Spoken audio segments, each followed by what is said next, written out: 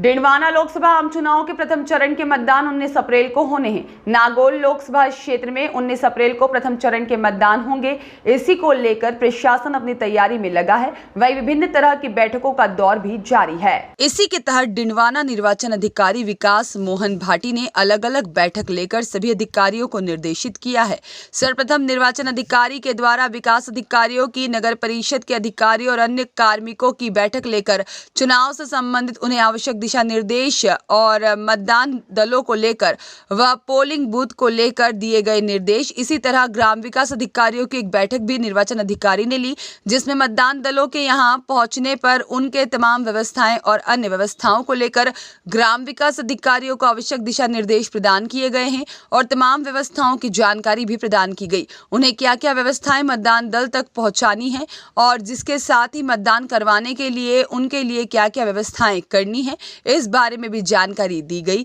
इसी तरह निर्वाचन अधिकारी ने सेक्टर अधिकारी और पुलिस विभाग के अधिकारियों की भी एक अहम बैठक ली, जिसमें शांतिप्रिय मतदान करवाने और कोई भी मतदान बूथ पर किसी तरह की व्यवस्था न हो, इसको लेकर के भी बात की गई। उस पर कार्रवाई करने और कहीं पर कुछ भी कमी न हो, इसको लेकर के बात की गई। इसको दुरुस्त करने और अन्य कार्मिकों को इस कमी को दूर करने को लेकर आवश्यक दिशा निर्देश प्रदान किए गए। अन्य जानकारी के अनुसार किसी भी मतदान बूथ पर किसी तरह की कोई अव्यवस्था हो रही है या किसी मतदान बूथ पर कोई कमी है और किसी मतदान बूथ के पास में कुछ अपर्याप्त घटनाएं घटित हो रही हैं, तो संवेदनशील मतदान बूथ हैं जहां पर राइट्स होने के चांस है। और अन्य कार्मिकों को लेकर डिंडवाना निर्वाचन अधिकारी विकास मोहन भाटी ने तमाम अधिकारियों की अलग अलग बैठक लेकर के सभी को आवश्यक दिशा निर्देश दिए और इस चुनाव को लेकर प्रदान किए हैं आवश्यक दिशा निर्देश और मतदान केंद्रों पर आवश्यक सुविधाओं की सुनिश्चितता करने के लिए भी निर्देशित किया गया है।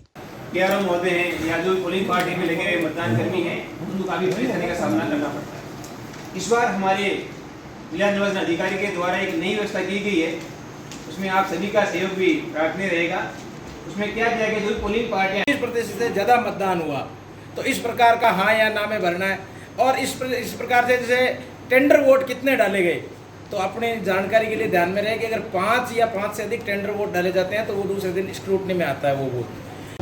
सहयोग प्रदान करें। जो पार्टी आएगी पहले उनको टोकन नंबर दिए जाएंगे, टोकन नंबर लेकर के अंदर बैठ जाएंगे, फिर उसी टोकन के द्वारा नंबर वाइज सीक्वेंस के अनुसार उनको अंदर बुलाया जाएगा, सामान जमा होगा। प्रपत्र में अगर कोई कमी होगी, 5 पार्टियाँ रहेगी, अपना सामान जमा करेगी और अंदर से एक गेट होगा, एग्जिट गेट, वहाँ से वापस से निकल जाएगी। सारी की सारी व्यवस्था वहीं पे होगी, वहीं पे उनके सामान जमा होगा, वहीं से टीडे का फार्म जो है वो उनको जमा करवाएंगे।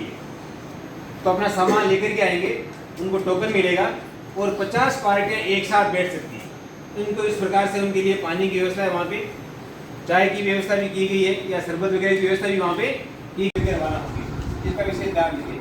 कई बार क्या होता है, मान लीजिए आपकी 4 पार्टियाँ आएंगी, एक पार्टी ठीक आ रही है साहब, और मान लो आप निकल गए और बाई चांस वो पार्टी नहीं कुछ देर होगी तो आपको फालतू परेशानी होगी। इसलिए सारी पार्टी को आने के बाद में, सारी प्रपत्र जमा होने के बाद में जब आपको कहा जाए उसके बाद ही आप जो है। मोहम्मद साकिर की रिपोर्ट।